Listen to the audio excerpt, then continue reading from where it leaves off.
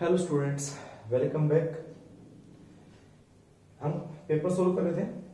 Question number हमने क्या 7 solve कर लिए थे।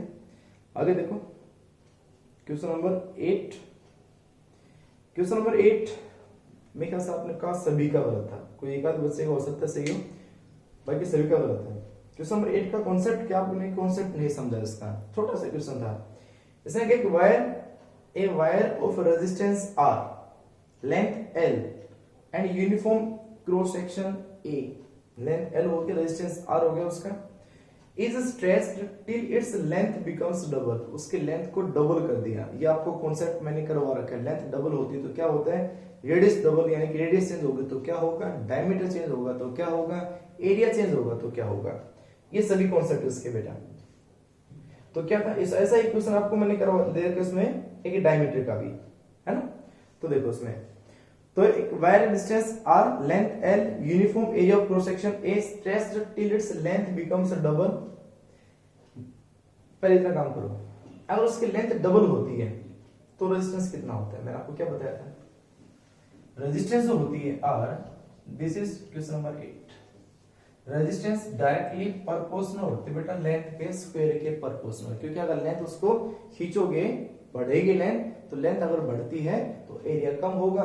तो उसका कॉन्सेप्ट सीधा सभी का वो हमने जो करवा के रेजिस्टेंस और दिया था ना, R equal to L by A, complete derivation करने के बाद तो आपको वो डेरिवेशन नहीं करना, सीधा कॉन्सेप्ट लो कि resistance proportional to the square of length, ये होती है बेटा। अब लेंथ क्या होगी, ट्वाइस। लेंथ अगर ट्वाइस होगी तो सीधी सी बात है, रेजिस्टेंस जो आएगा R डैश, यानी वो कितना आ जाएगा, this is L square times यानी कि 4 ऑफ R, ये बन जाएगा रेजिस्टेंस। तो 4 टाइम हो गया रेजिस्टेंस। अब क्या किया उसने, अब उसने कहा it is then cut into 3 pieces of equal length which are connected in parallel. अब इसको 3 पार्ट में काट दो। ये हमारे पास एक वायर था, उस पूरे वायर का जो रेजिस्टेंस आया R डैश, वो आया 4 टाइम्स ऑफ R। इसके 3 हिस्से बना दे, इक्वल इक्वल तीनों पार्ट बना दिया। अब 3 पार्ट बना दे तो इक्वल इक्वल रेजिस्टेंस डिवाइड हो जाएगा, तो इसका आ जाएगा 4R/3, इसका भी हो जाएगा 4R/3, इसका भी हो जाएगा 4R/3। ठीक है, तीनों ऐड करोगे, तीनों ऐड करोगे तो कितना आ जाएगा 4R। और ये आएगा भाई, 3 ऐसे हम लोग गए तो कितना बनेगा 4R plus 4R plus 4R, कितना आ जाएगा 12R डिवाइड बाय 3, तो कितना बनेगा 4R/3, 4R। ठीक है, तो टोटल हमारे पास तीन में इसको डिवाइड करने के बाद में इंडिविजुअल रेजिस्टेंस को हमने कट कर दिया और तीनों को हमने पैरेलल जोड़ दिया। ये भी कितना है 4R/3, ये भी कितना है 4R/3, ये भी कितना है 4R/3। अब इन दोनों तीनों को पैरेलल में जोड़ के उसने कहा है कि उसकी क्या बताओ, net resistance of the combination in resistance terms of resistance R, equivalent resistance कितनी होगी। तो तीनों को पैरेलल में जोड़ोगे तो क्या है, ये सेम ही तो है, तो इनका आंसर कितना आता है, अगर ये R हो, ये R हो, ये R हो तो R/3। तो अगर हमारे पास क्या है 4R/3, 4R/3, तो इक्विवेलेंट इसको निकालने का तरीका क्या था बेटा, ये होता है ना 1/R equal to 1/R1 plus 1/R2 plus 1/R3। इसे आप सोल्व कर लेना, आइडेंटिकल है तो सीधा डिवाइड बाय 3 कर दो, तो इसका आंसर आ जाएगा 4R डिवाइड बाय 9। सॉरी, तो हमारे पास इक्विवेलेंट जो रेजिस्टेंस आया वो कितना आएगा 4R/9। ये सिंपल सा क्वेश्चन था, आपने उसको पता नहीं क्या बना दिया।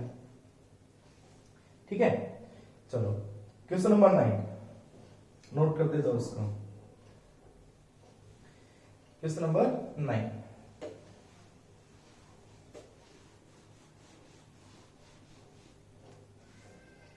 क्या है, a slab of material of dielectric constant K, slab of material of dielectric constant K at the same area as the plates of parallel plate capacitor, but a thickness of 3/4 of D separation between the plates है।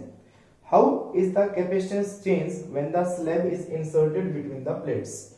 कि हमारे पास कोई भी एक capacitor है, parallel plate capacitor है, उसके अंदर एक मीडियम इंसर्ट कर दिया, ये मीडियम है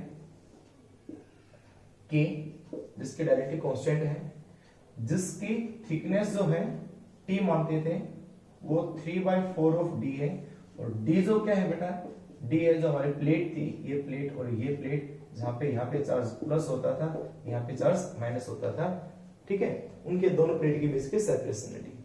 कैपेसिटेंस कितनी चेंज होगी, उसने ये पूछा था, कैपेसिटेंस कितनी चेंज होगी, ये लिखा कैपेसिटेंस क्या होगी, कैपेसिटेंस क्या होगी और कितनी चेंज होगी में फर्क है, क्या होगी भी करवा देता हूं और चेंज क्या होगी वो करवा देता हूं, ध्यान से सुनना इसको।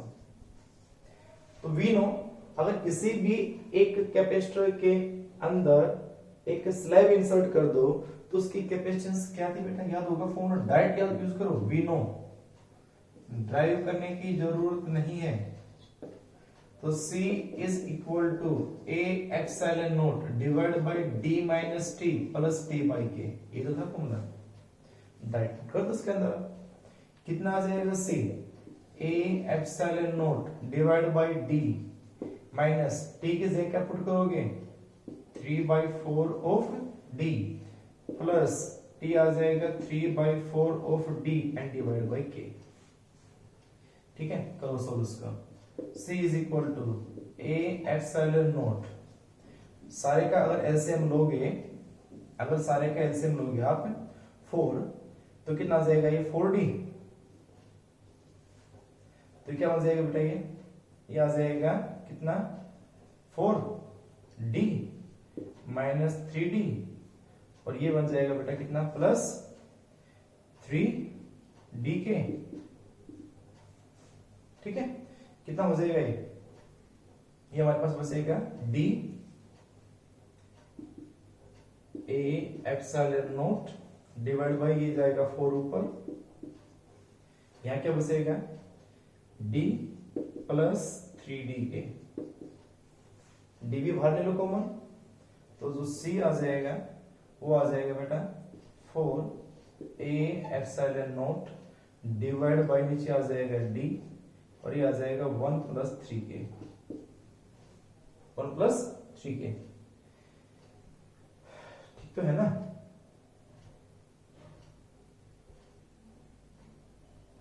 K प्लस 3 आना चाहिए, ठीक है, K प्लस 3 प्लस K नहीं बेटा, एलसीएम गलत कर दिया हमने भी, एलसीएम गलत कर दिया था, हाँ, अरे तुम्हारे कारण मेरे भी मैथमेटिक्स ऐसा हो गया, ठीक है, कितना है ये नंबर ऐसे 10 आ रही कर लो ना, कितना बनेगा D 4 माइनस 3 कितना आ जाएगा, D बाई 4 आ जाएगा, और ये कितना बन जाएगा 3D बाई 4 के, D बाई 4 सीधा कॉमन ही ले लो, क्या बचेगा A epsilon naught D by 4 common आ गया, क्या बचेगा 1 प्लस 3 बाई के, हाँ ये बचेगा 1 प्लस 3 बाई के, ये जाएगा 4 ऊपर, ठीक है, तो C आ जाएगा 4A epsilon naught divide by D, LCM लोगे तो K plus 3 divide by K, ठीक है। अगर आपको क्वेश्चन ये दिया होता क्या कि कैपेसिटेंस कितनी आएगी, इसके को ले जा सकते हो, ज्यादा इतना कर सकते हो, C इज इक्वल टू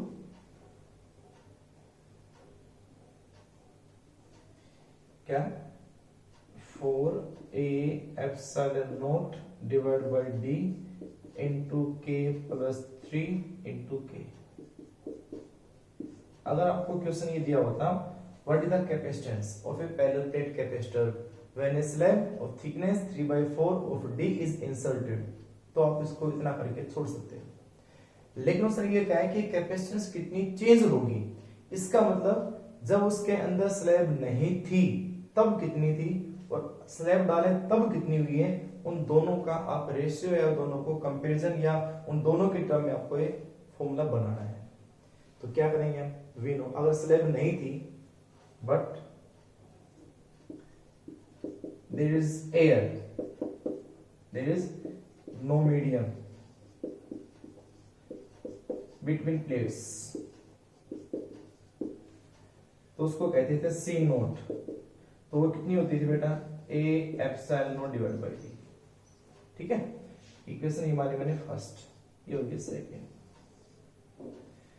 तो A epsilon naught divide by D को C नोट पुट कर दें, A epsilon naught divide by D को C नोट पुट कर दें फ्रॉम फर्स्ट एंड सेकंड, क्या आएगा सी एम यानी कि सी कह सकते हो, सी एम नहीं तो सी इज इक्वल टू 4 के सी नोट, 4 के सी नोट डिवाइड बाई के प्लस 3। इस क्वेश्चन के अंदर जो इस पेपर के अंदर आया था उसमें आपको यहां तक करना था उसको कि कैपेसिटेंस कितनी आई, कितना times I, 4k divide by के प्लस 3 टाइम्स आई, जब कैपेसिटेंस उसके अंदर उस मीडियम नहीं था, उससे मल्टीप्लाई बाई इतनी वैल्यू। समझ गए? और आपको पता है मीडियम डालने से हमेशा कैपेसिटेंस बढ़ती है। ठीक है, तो ये आएगी कैपेसिटेंस।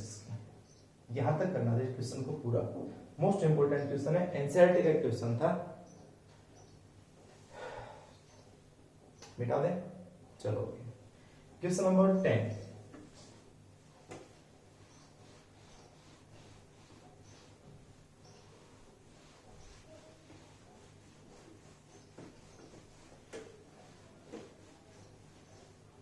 क्वेश्चन नंबर 10 क्वेश्चन क्या है बेटा? क्वेश्चन नंबर 10 है, show that force on each plate of parallel plate capacitor has a magnitude equal to 1/2 QE। Show that force on each plate, हर एक प्लेट के ऊपर फोर्स निकालना है। पैरेलल प्लेट कैपेसिटर की हर एक प्लेट पे जो फोर्स है, दिस इज इक्वल टू, यानी उसका मैग्नीट्यूड जो आए वो 1/2 ऑफ Q into E, और E is the electric field between the plates. Explain the origin factor 1/2। ये सारा का सारा डिट्टो क्वेश्चन आपको अपने जो लेक्चर्स हैं करंट इलेक्ट्रिसिटी, जो फर्स्ट यूनिट था कैपेसिटर, उसमें आपको मैं करवा चुका हूं। ये डिट्टो क्वेश्चन ये कही एनसीईआरटी का क्वेश्चन है ये भी। ठीक है, तो क्या था बेटा, मैं फिर से थोड़ा करवा देता हूं। भाई क्वेश्चन नंबर 10 है ना, 10 क्या था बेटा कि भाई हमारे पास ये एक कैपेसिटर की दो प्लेट है जिन पे यहाँ पे चार्ज प्लस है, यहाँ पे चार्ज माइनस है। क्लियर? हमें निकाला फोर्स ऑन ईच प्लेट, हर एक प्लेट पे, यहाँ पे या यहाँ पे, किसी भी एक पे निकालिए। तो सबसे पहले ये निकालो इलेक्ट्रिक फील्ड, उसने कहा बिटवीन द प्लेट्स ई है, तो ई है कितनी, तो बिटवीन द प्लेट्स में कहीं भी एक पॉइंट में यहाँ पे क्या निकालना चाहता हूँ मैं, इलेक्ट्रिक फील्ड निकालना चाहता हूँ। तो यहाँ जहां भी निकालोगे पॉइंट का लिखते हो पी, और वहां पे क्या चार्ज रखते हो, +1 कूलम। ये तो कहते हैं इलेक्ट्रिक फील्ड निकालने के लिए। तो इसके कारण ये प्लस है, ये प्लस है, इसके कारण इलेक्ट्रिक फील्ड कहां होगी, इधर होगी ना। ये फर्स्ट प्लेट मान लेता हूं, ये सेकंड प्लेट, तो इसके कारण इलेक्ट्रिक फील्ड इधर तो आएगी, तो E1 होगी बेटा। सेकंड प्लेट पे चार्ज कैसा है, माइनस है, माइनस है। ये चार्ज कैसा है, प्लस है, तो इसके ऊपर इसके कारण भी इलेक्ट्रिक फील्ड इधर ही होगी ना। तो E1 और E2 due to first plate, due to second plate, दोनों के कारण इलेक्ट्रिक फील्ड किधर आई, राइट साइड आई। ठीक है, तो एक प्लेट के कारण इलेक्ट्रिक फील्ड कितनी होती है, electric field due to each plate,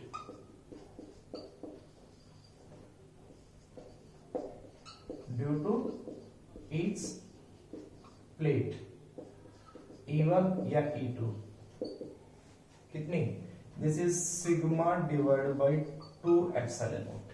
ये होती है बेटा, सिग्मा होता है चार्ज पर यूनिट एरिया, तो चार्ज पर यूनिट एरिया, तो 2a एप्सिलॉन नॉट। ये E1 या E2 की वैल्यू आ गई होगी। नेट इलेक्ट्रिक फील्ड कितनी होगी, net electric field between plates E, and this is equal to sum of E1 plus E2। दोनों को सम करोगे, तो दोनों को जो सम करोगे Q/2a epsilon naught plus Q/2a epsilon naught is equal to आ जाएगा Q/a एप्सिलॉन नॉट। आएगा equation number first, equation number second. ठीक है, चलो अब हमें क्या निकालना है, हमें निकालना है फोर्स ऑन ईच प्लेट। तो मालूम मुझे प्लेट ऑन सेकंड या plate on first, force on first plate निकालना मालूम, फोर्स ऑन फर्स्ट प्लेट तो यहां निकालना है इस पॉइंट पे। तो यहां पे चार्ज प्लस है तो प्लस क्यू हो गया। तो इसके ऊपर क्या निकालना है मुझे, इसके ऊपर निकालना है मुझे फोर्स। तो क्या आएगा बेटा, F इक्वल टू फोर्स होता है Q और इसके ऊपर जो फील्ड है, इसके ऊपर फील्ड किसके कारण होगी, खुद के कारण होगी नहीं, किसके कारण होगी, इसके कारण होगी, तो Q इंटू E2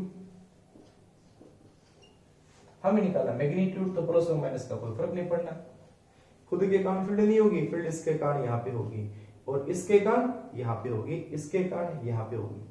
तो force on this plate is equal to Q into E2 और E2 या E1 दोनों इक्वल है, तो Q इंटू E2 कितने है हमारी, Q by 2a epsilon not, Q divide by 2a epsilon not. तो फोर्स ऑन ईच प्लेट, अगर आपको ड्राइव पूछा जाए बस डेरिवेशन निकालो कि फोर्स ऑन ईच प्लेट तो करके छोड़ सकते हो बस, लेकिन उसने कहा है कि 1/2 Q इंटू E प्रूफ करो, क्वेश्चन तो आ चुका है हमारा, तो आप इसको क्या करो, हाफ Q इंटू E में कन्वर्ट करने के लिए मैं इसको ये कह सकता हूँ इक्वेशन नंबर 3, हम इसको ये भी कह सकते हैं, और F is equal to half Q अलग कर दो multiply by Q divide by A epsilon naught, ये कर दो। हमने इसी फॉर्मूले को ये बना दिया हाफ इंटू Q और बस क्या क्या Q divide by A epsilon naught, और आप ये देखो Q divide by A epsilon naught कितना है, electric field between the plates E from second,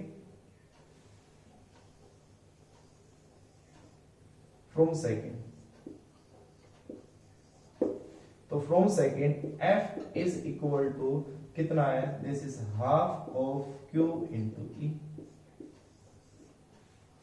और 1/2 फैक्टर का मैंने आपको इसके टीचर लॉजिक क्या बताया था, जैसे एवरेज फोर्स या एवरेज फील्ड, E दोनों का average, E plus E divided by 2E/2 या फिर फोर्स हाफ, तो दोनों की एवरेज फील्ड है E/2, 1/2 का फैक्टर का क्या है कि there is average electric field, ठीक है।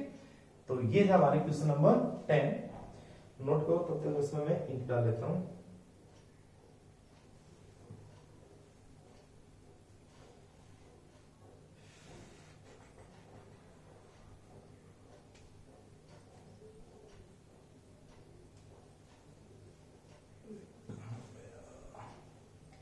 नोट करो बेटा इसको,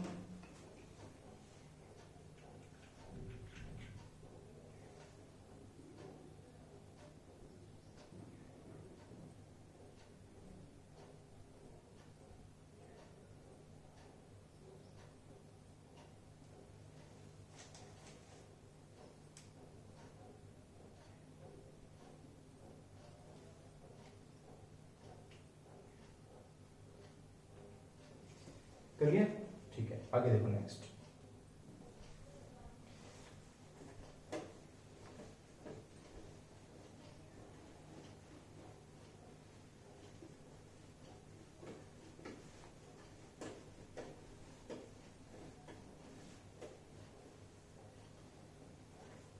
question number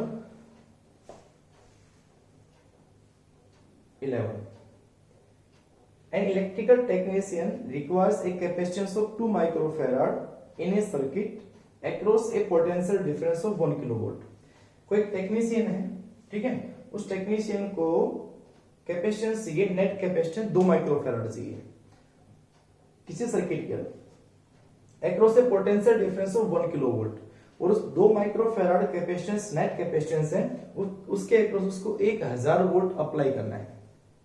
A large number of 1 microfarad capacitors are available, लेकिन उसके पास ओनली एक माइक्रोफैराड के कैपेसिटर हैं, टोटल से उसको 2, each of which can withstand potential difference of not more than 400 volt, और एक माइक्रोफैराड के जो कैपेसिटर हैं उसके ऊपर 400 वोल्ट से ज्यादा अप्लाइड नहीं कर सकते हैं, यानी ब्रेकडाउन वोल्टेज है 400, ब्रेकडाउन मींस जिसके यानी maximum limit of potential difference है, maximum limit of electric field वहां अप्लाई कर सकते हैं, ठीक है। वहां पे इससे ज्यादा पोटेंशियल डिफरेंस अप्लाई कर दोगे तो डैमेज हो जाएगा, यानी लास्ट लिमिट है 400, उससे ज्यादा अप्लाई नहीं कर सकते हैं। Suggest a possible arrangement that requires the minimum number of capacitor, तो ऐसा अरेंजमेंट बनाओ कि ताकि कम से कम कैपेसिटर उसको जरूरत पड़े, ठीक है। आंसर आना चाहिए 2, एक के उसके पास अवेलेबल है, और हर एक कैपेसिटर पे 400 वोल्ट से फालतू नहीं आना चाहिए।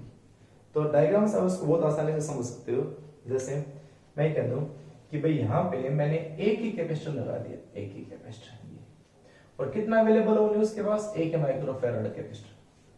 अब इसमें अगर मैं अप्लाई कर दूं 1000 वोल्ट,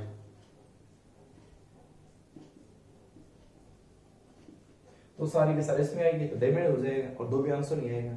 ठीक है, तो मैं काम करूं, मैं 2 लगा दूं,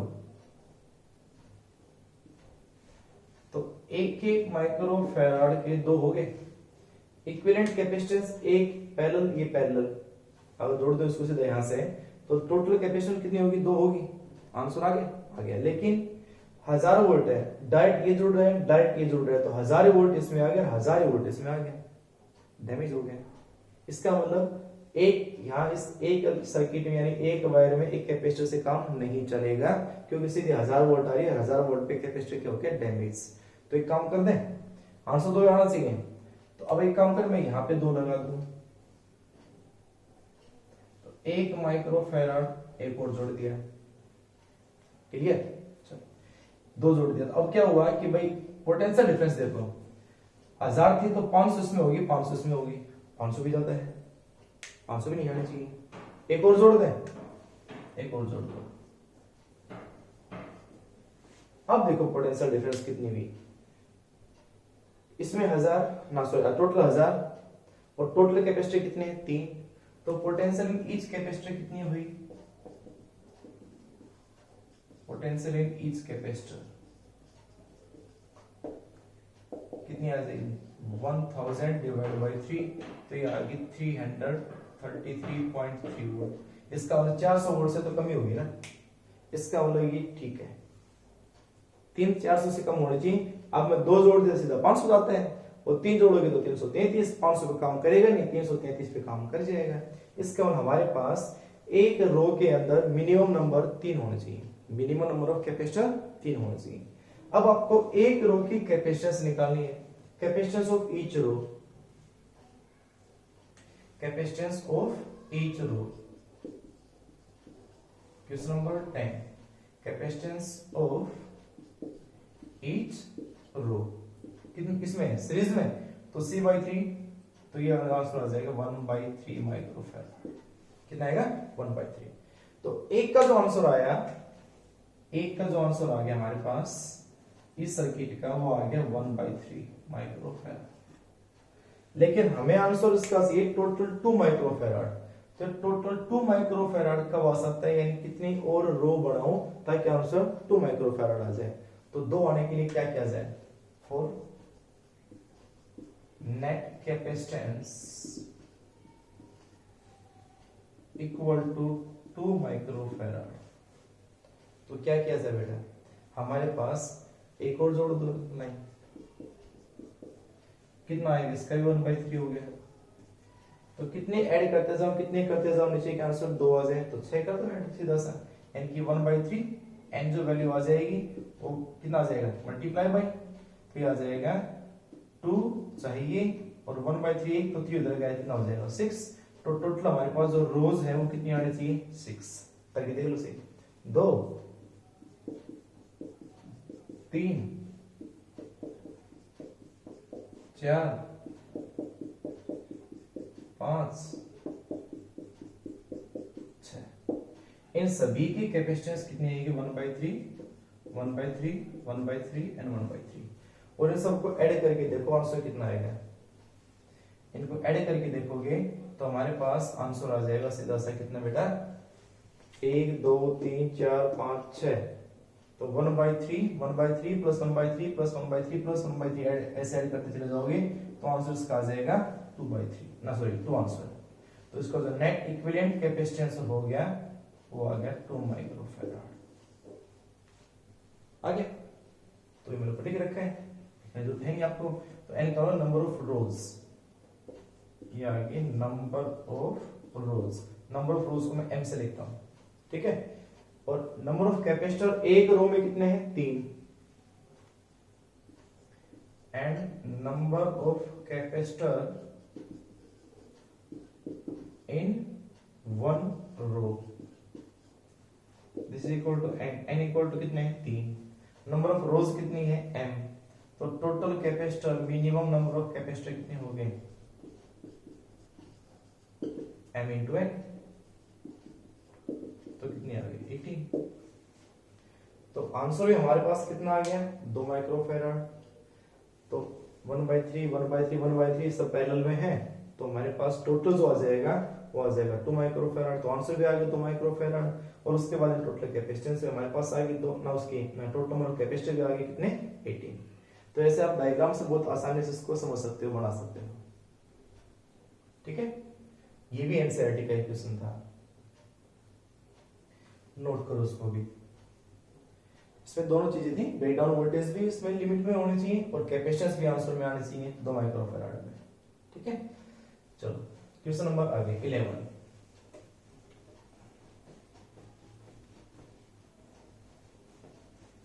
डायग्राम बना लेना इसका भी।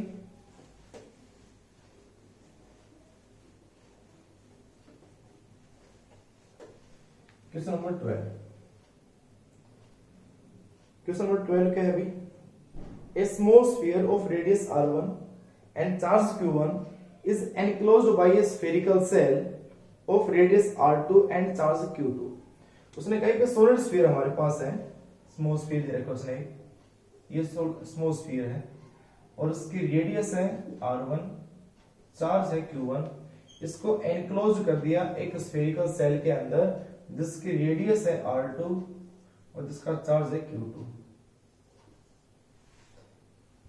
So that if Q1 is positive charge, अगर Q1 पॉजिटिव हुआ, charge will necessarily flow from the sphere to the cell if they are connecting by a wire। अगर इन दोनों को मैं एक वायर से ऐड कर दूं, कनेक्ट कर दूं, तो कहता है कि हमेशा जो पोटेंशियल यानी पोटेंशियल चार्ज जो ट्रांसफर होगा वो Q1 से Q2 में से sphere to shell, this is sphere, और बाहर वाला क्या है shell, sphere to cell when both are connected by a wire, no matter what the charge q2 on the cell is। q2 पे प्लस हो माइनस हो, इस पे कोई लॉजिक नहीं है, इसका कोई लेना देना नहीं है कि q2 पे चार्ज कितना हो, ओनली बस ये पता होना चाहिए कि q1 पे चार्ज प्लस है या माइनस है।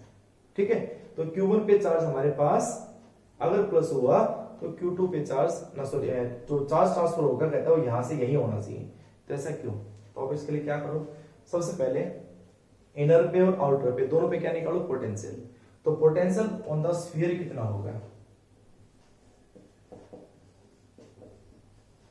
पोटेंशियल ऑन द स्फीयर, और ये मैंने आपको करवा रखे हैं, ये तो 2 का है, मैंने आपको 3 का भी करवा रखा है पोटेंशियल के लिए। तो भाई सबसे पहले इसका खुद के कारण कितना पोटेंशियल हो जाएगा KQ1 डिवाइड बाय R1, और इसके कारण डी पोटेंशियल यानी इसके अगर इसके सरफेस पे पोटेंशियल देखा जाए तो कितना होगा KQ2 बाय R2, और अगर इसके अंदर जाओगे तो पोटेंशियल हमेशा क्या होता है कांस्टेंट, जीरो नहीं होता है, पोटेंशियल जीरो नहीं होता है, इलेक्ट्रिक फील्ड जीरो होती है। तो इसके कारण पोटेंशियल जो सरफेस पे होता है वही अंदर होता है, क्योंकि अंदर इनसाइड पोटेंशियल कांस्टेंट होता है, तो जो उसके सरफेस पे होगा वही इनसाइड भी होगा। तो आउटसाइड वाले के कारण सेल के कारण इसके ऊपर जो पोटेंशियल आया वो कितना आया KQ2 डिवाइड बाय R2। ये पोटेंशियल हो गया on the sphere, this is V1 मान लेते हैं। पोटेंशियल ऑन द सेल,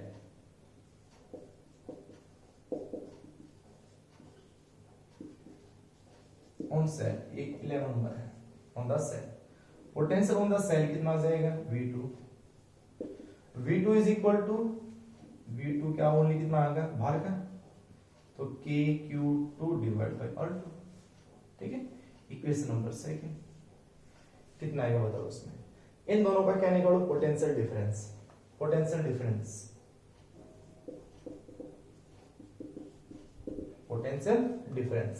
तो पोटेंशियल डिफरेंस कितना होगा, दिस इज डेल्टा V, अलग अलग निकाला मैंने उसको डेल्टा V, तो डेल्टा V आ जाएगा this is V1 minus V2 is equal to, एक मिनट बेटा एक सेकंड पानी पी लेता हूँ, 2 मिनट। ठीक है बेटा बताओ कितना है, तो V2 इनका दोनों का डिफरेंस निकालो, इन दोनों को डिफरेंस करेंगे V1 माइनस V2, तो किसके इक्वल आ जाएगा यानी V1 माइनस V2 करना माइनस, तो क्या हो जाएगा KQ2 बाय R2 कैंसिल हो गया, तो हमारे पास आंसर आया KQ1 divide by R1। Clear, ठीक है। बस ये इसका आंसर है। कैसे देखो, ऐसे प्रूव हो जाएगा। उसने कहा if Q1 is positive, if Q1 is positive, अगर Q1 पॉजिटिव हुआ तो V1 माइनस V2 भी तो पॉजिटिव होगा, then V1 minus V2 is also positive. और V1 माइनस V2 यानी कि V1 में से V2 घट रहा है और आंसर पॉजिटिव आ रहा है, इसका मतलब V1 की value that is V1 is greater than V2। इसका मतलब V1 किसका था, स्फीयर का पोटेंशियल सेल के पोटेंशियल से ज्यादा होगा हमेशा।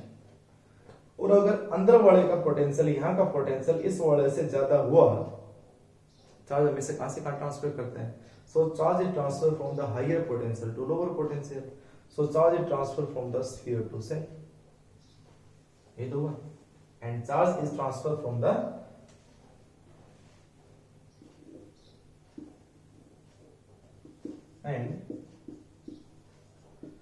charge is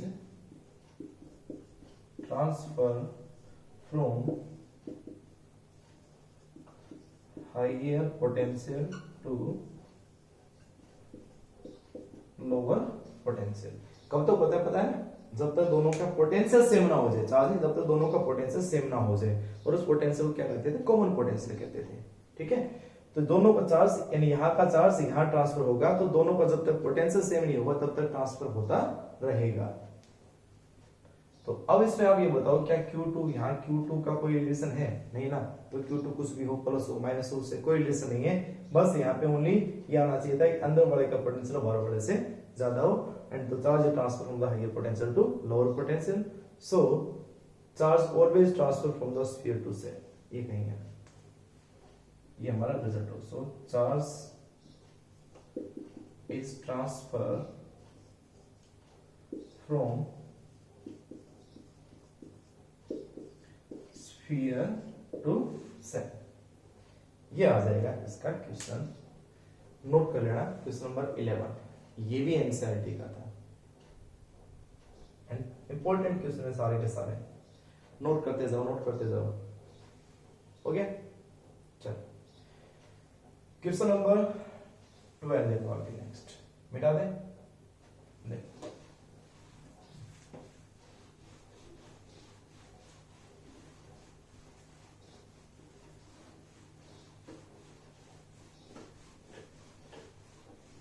question number 12। Question number 12 क्या है भाई,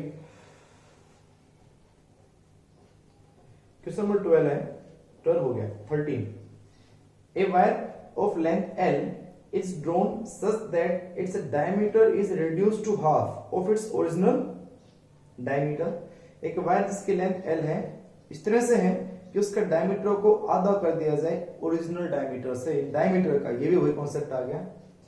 If the initial resistance है 10 ohm, what would be its resistance and what will be the percentage change in resistance। तो कितना रेजिस्टेंस होगा अगर उसका डायमीटर को ओरिजिनल डायमीटर से रिड्यूस टू हाफ मींस आधा कर दिया जाए। तो गिवन है 13 में, गिवन है कि जो डायमीटर आया वो पहले वाले डायमीटर से आधा है।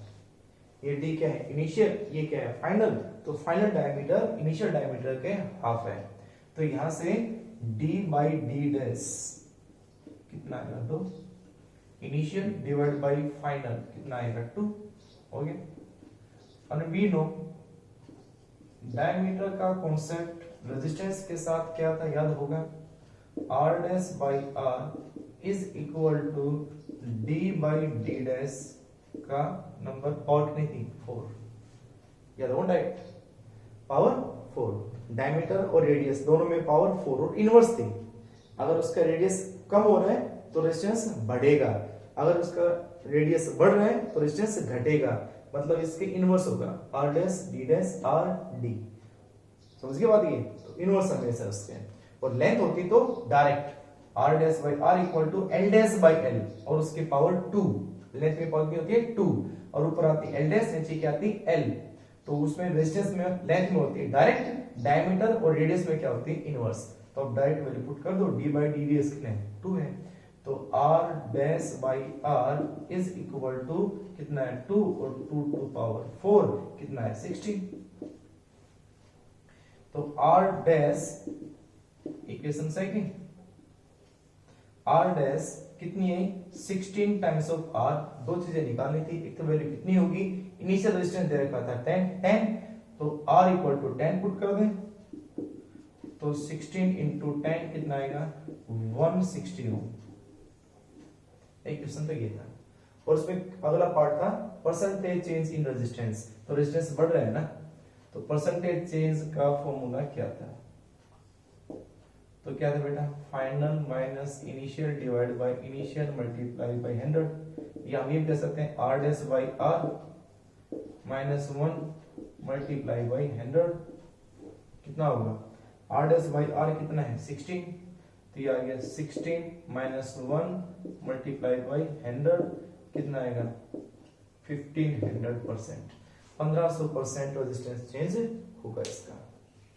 तो रेजिस्टेंस आया कितना 160 ओम, कितना परसेंट चेंज होगा 1500% रेजिस्टेंस चेंज होगा। ठीक है, चलो ये हो गया क्वेश्चन नंबर 13, नोट करते जाओ बेटा दें। चलो आगे चलो,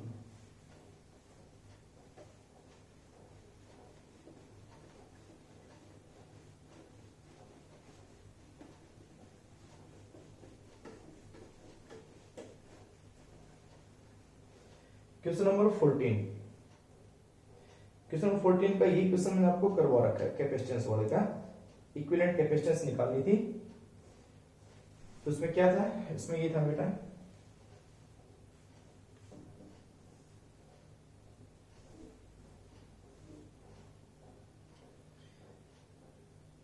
ए पॉइंट बी पॉइंट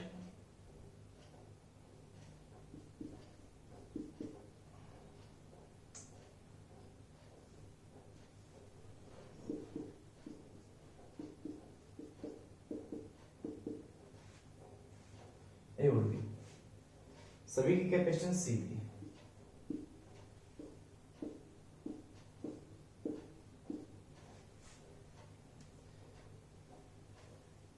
तो मैंने इसको कैसे करवाया था याद होगा, सिमेट्री मेथड से ना, मिरर सिमेट्री से ना। कैसे, आप उसको यहाँ पे एक अलग सिमेट्री बना दो, ऐसे ये सिमेट्री बना दें, तो इस तरह से मिरर इमेज है ना इसकी, इस साइड की ये क्या है mirror image, this is mirror symmetry. ये मैंने आपको समझाया था, और रेजिस्टेंस में इसको दोबारा भी करवा दूंगा मैं। तो मिरर सिमेट्री यूज का मतलब क्या हुआ कि मैंने क्या कहा था, अगर मान लो यहाँ से चार्ज Q1 है, यहाँ से चार्ज Q2 है, तो ऊपर से जो चार्ज आएगा वो Q2 आएगा, और यहाँ से चार्ज कितना जाएगा Q1। अब आप ये देखो, ये जो चार्ज Q1 है ये सीधा गया ना, टच भी है, ये वायर टच भी है इसके, लेकिन फिर भी चार्ज Q1 का Q1 गया। इसका मतलब रियल में ये जो वायर है, ऊपर से जो वायर आ रहा है, ये इसके नीचे वाले पॉइंट के टच है ही नहीं, तो है ही नहीं। इसका मतलब ये कैसा डायग्राम बन जाएगा, ये डायग्राम ऐसा बन जाएगा,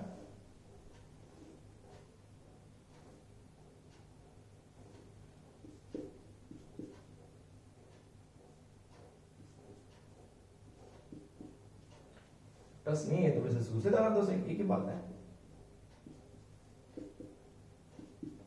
और अब ए और बी के बीच का इक्विवेलेंट निकालना था, ये आ जाएगा, ये दोनों आपस में पैरेलल, ये सी, ये सब सी है,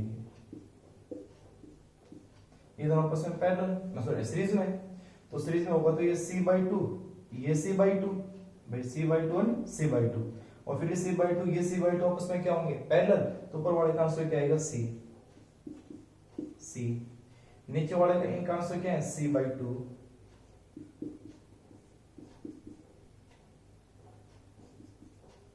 ये c है, इस पूरे का आ गया c/2, ये c है, इन दोनों का हो गया c/2, इधर c है, और इसके और उसके बीच में हमें कैपेसिटेंस निकालनी थी। तो ये तीनों किसमें हुए सीरीज में, क्योंकि ए से बी के बीच में निकालनी हमें।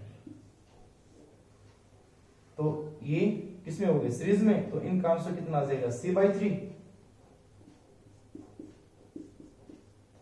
और नीचे क्या हमारे पास, C/2। इसके और उसके बीच हमें निकालना था, ये पॉइंट ए और ये पॉइंट बी। तो C/3 प्लस C/2 दोनों आपस में पैरेलल में हो गए, तो C इक्विवेलेंट आ गया C/3 प्लस C/2 6, ये आ जाएगा 5C/6। ये आएगी इक्विवेलेंट कैपेसिटेंस। इसके और क्वेश्चन आपको करवा रखे हैं, और रेजिस्टेंस आएगा तो फिर सोर्स और भी करवा देंगे इसके ऊपर, ठीक है। ये हुआ क्वेश्चन नंबर 14। चलो आगे नेक्स्ट, नोट करो इसको। Question number next,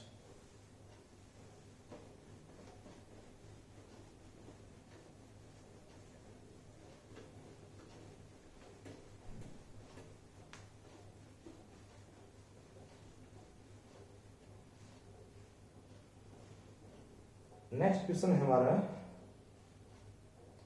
expression for the energy stored और एनर्जी डेंसिटी। ये आप अपने आप करोगे, थ्योरेटिकल है, करवा रखा है। क्वेश्चन नंबर 16,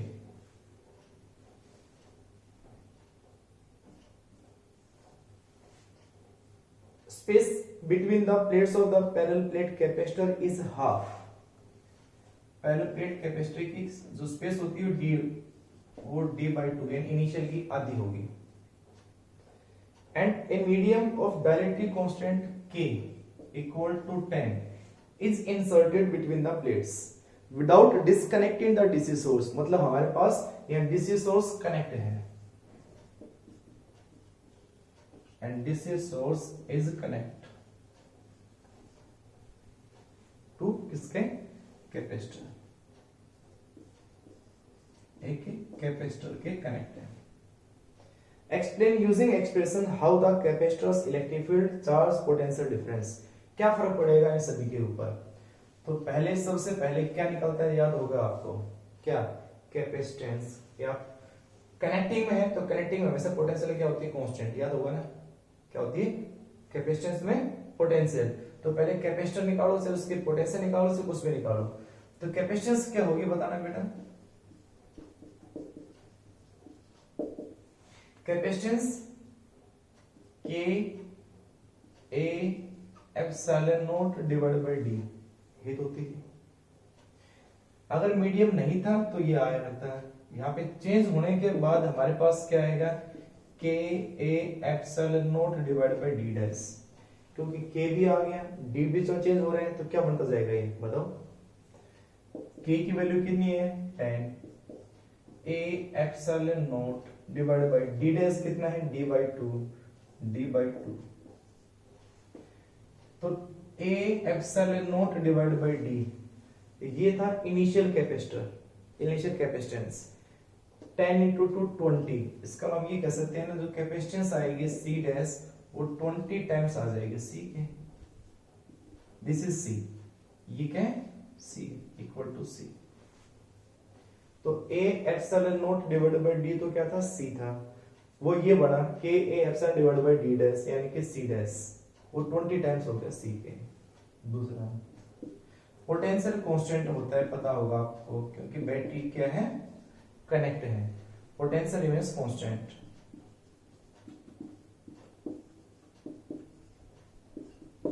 यानी कि जो V डैश होगा वो V के इक्वल होगा।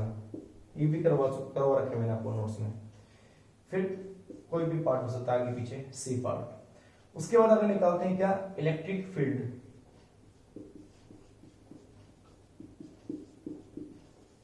Electric field E equal to होती है V/D।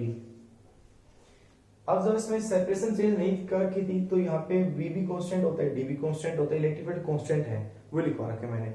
लेकिन यहाँ पे उसमें स्पेस उसने चेंज कर रखा है, सेपरेशन चेंज कर रखी है D। एरिया चेंज करता तो फर्क नहीं पड़ता, लेकिन दोनों प्लेट के बीच के सेपरेशन चेंज कर दी तो इलेक्ट्रिक फील्ड चेंज होगी। तो E तो ये होगी, तो E डैश क्या बन जाएगी बेटा, E डैश हो जाएगी V dash divide by D dash. V dash तो V है, और D डैश कितनी है, D/2, तो D ऊपर हो गया 2।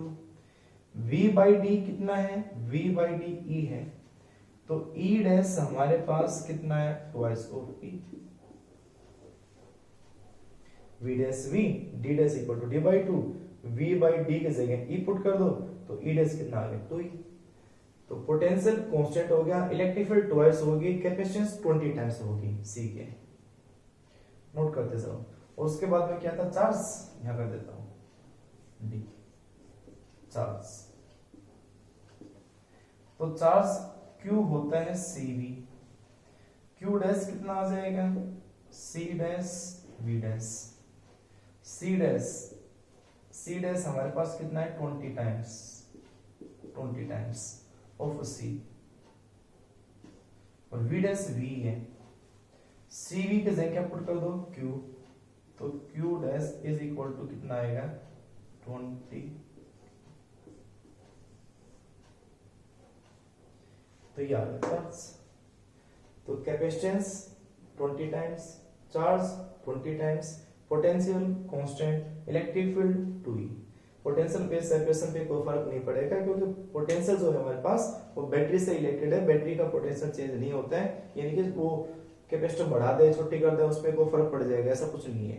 बैटरी की पोटेंशियल हमेशा कांस्टेंट रहेगी अगर वो कैपेसिटर से कनेक्टेड है तो ये हो गया क्वेश्चन नंबर 16। नोट कर लो इसको भी। फिर चलते हैं लास्ट क्वेश्चन के ऊपर, क्वेश्चन नंबर 17।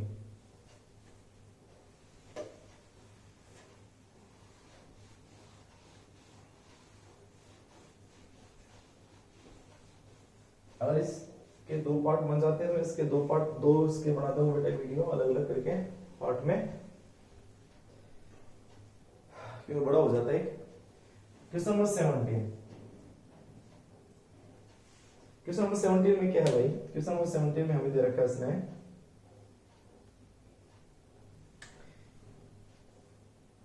कैपेसिटर C1 है 200,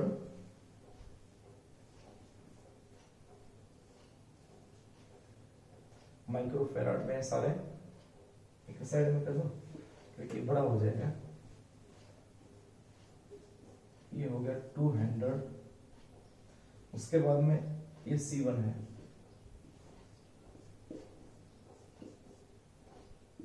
C2 कितना है 400, सारे माइक्रो में है 400, C4 है,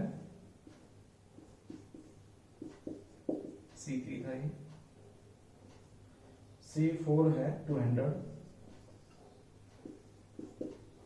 सोर्स एक सोर्स जोड़ रखा है प्लस माइनस, तो मैं प्लस माइनस कर देता हूं, और ये सोर्स कितना है 500 वोल्ट, 500 वोल्ट। ठीक है, उसमें क्या पूछा था, उसमें पूछा था चार्ज इक्विवेलेंट कैपेसिटेंस निकालनी है, चार्ज और पोटेंशियल अक्रॉस ईच कैपेसिटर निकालनी है। ठीक है, equivalent capacitance and charge and potential across each capacitance. तो सबसे इजी मेथड इसका होता है बेटा किरचॉफ्स लॉ, सबसे इजी मेथड था, आपको अगर करना हो तो सबसे आसान मेथड वही पड़ता है। तो क्या करें, देखो मैं किरचॉफ्स लॉ से इसको सोल्व करवाता हूं। यहां से ये बैटरी जुड़ी है, बैटरी है तो यहां से चार्ज क्या मान लेते हैं, क्यू मान लेते हैं। इस क्यू के डिवीजन हो गया, एक तो चार्ज गया ऊपर, कितना गया Q1, इधर गया Q2, तो ये Q2 रहेगा यहां तक, Q1 आएगा ऊपर से, वापस से यहाँ पे कितना बन जाएगा Q, ये Q चार्ज के अंदर फ्लो कर रहा है। ठीक है, तो एक तो सीधा सा हमारे पास आ गया कि Q जो होता है वो Q1 प्लस Q2 के इक्वल है यहाँ पे, क्योंकि एडिशन से आ रहा है ना Q1 और Q2 के। ठीक है, अब किरचॉफ्स लॉ क्या था, पोटेंशियल ऑलवेज रिमेन्स कांस्टेंट, नाम डाल दो उसका कोई भी, A B C D E F। तो लूप ले लेते हैं अलग अलग, एक लूप ले लेते हैं शुरुआत में, A B C D E F A, enclosed loop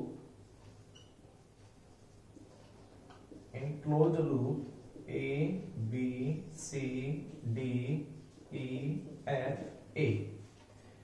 तो A से B कोई कैपेसिटर नहीं है तो कोई पोटेंशियल ड्रॉप नहीं होगी, क्योंकि पोटेंशियल आते हैं हमेशा। B से C भी कुछ नहीं है, C से D में कैपेसिटर आ गया C4 कैपेसिटर, कैपेसिटेंस कितनी है 200 है। इन द डायरेक्शन, बताया था मैंने आपको, in the direction of flow of positive charge, negative potential, negative, तो माइनस कितना Q by C4, तो Q divide by C4, C4 कितना है 200, तो माइनस Q डिवाइड बाय 200।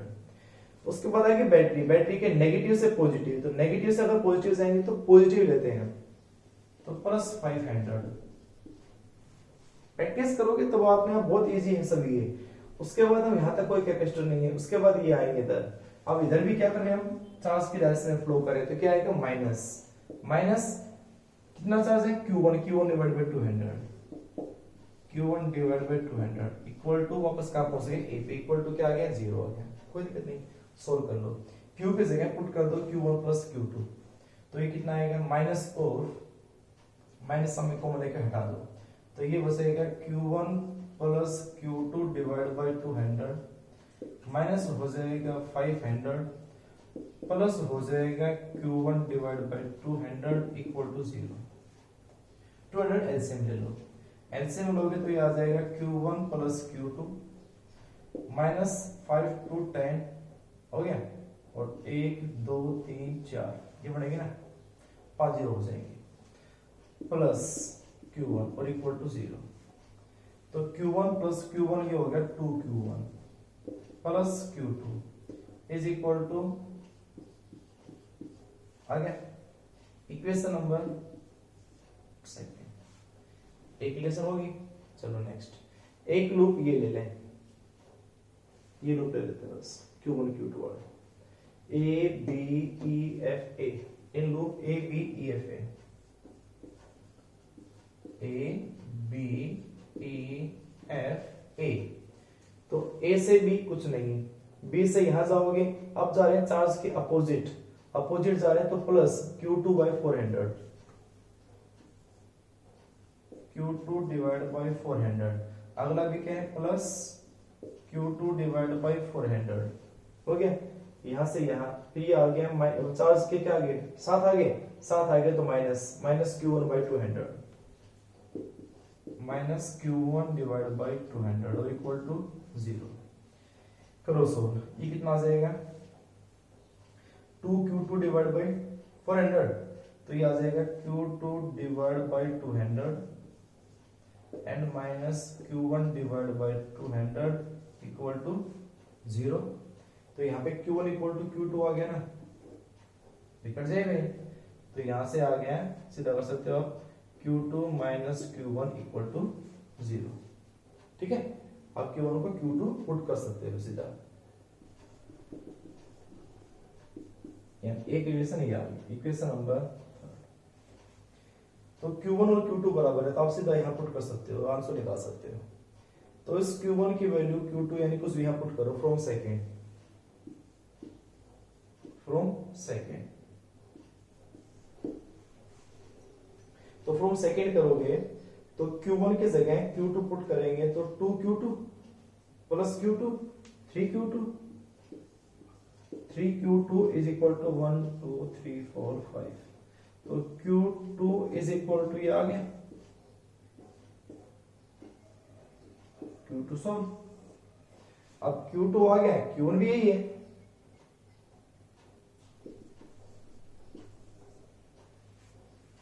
तो अब क्या करोगे, इस Q1 की जगह मैंने क्या पुट कर दिया 2Q2, तो 2Q2 प्लस Q2 क्या हो गया 3Q2 इज इक्वल टू ये, तो Q2 आ गया, और यही Q2 किसके इक्वल है Q1 के, यानी पहले पुट करोगे Q1 ये है, अलग है, देखना करके एक बार इसको नोट करो पहले, सारे बार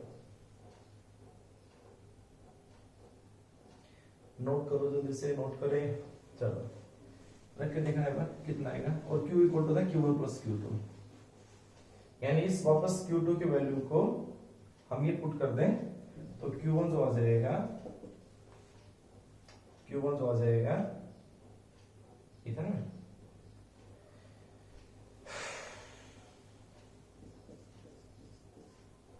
यही आएगा सेम, मैं कर सकता 5 और माइनस कितना था 2Q1,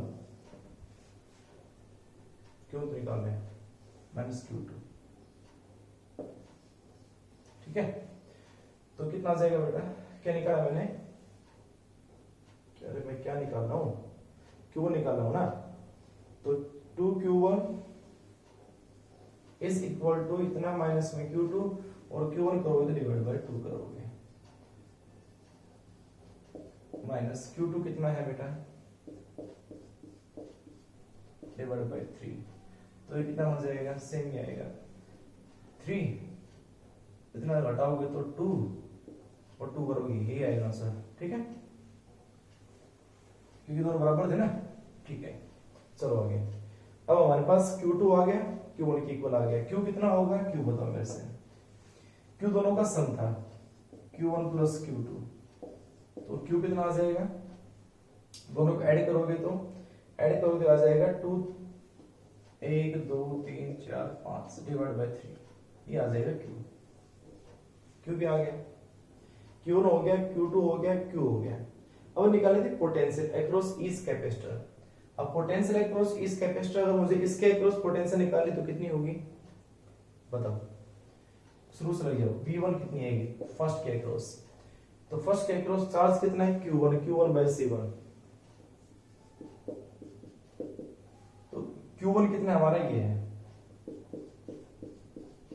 डिवाइड बाई 3, और C1 कितना है 200,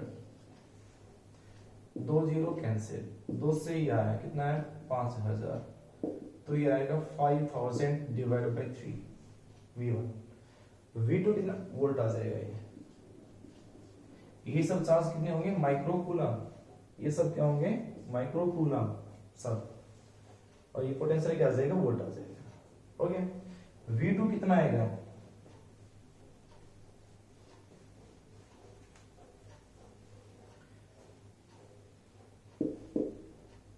V2 कितना होगा, V2 हमारे पास है Q2 डिवाइड बाई C2, कितना आएगा Q2 हमारे पास कितना है बेटा, सेम यही है, डिवाइड बाई C2 कितना है 400 डिवाइड बाई 3 है ना,